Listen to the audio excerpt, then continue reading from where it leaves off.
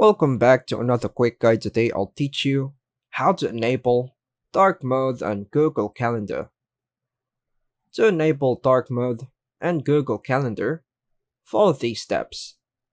First things first is to go to Google Calendar, then click on the three dots in the top right corner, then head over to Extension. Go to the Chrome Web Store and search for dark mode. Dark mode extensions like Dark Reader. Then, click on the relevant result. Then click Add to Chrome. Then add the extension to Chrome. Once added, the changes will take effect automatically. When you go to the calendar, it's already been set to dark mode. So this workaround is the best option on Windows for now. And that's all for now, folks. Thanks for watching.